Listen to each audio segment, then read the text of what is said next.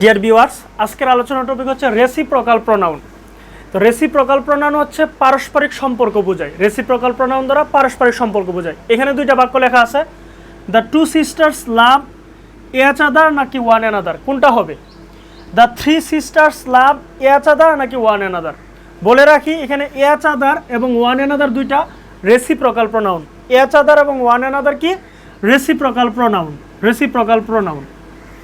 এখন এই two sisters love each other নাকি ওয়ান অ্যানাদার, কোনটা হবে? যখন দুইয়ের মধ্যে সম্পর্ক বোঝাবে তখন হবে এচ আদার, এটা হচ্ছে সঠিক, এটা ভুল। The two sisters love each other, দুইজনের মধ্যে সম্পর্ক বোঝাইছে।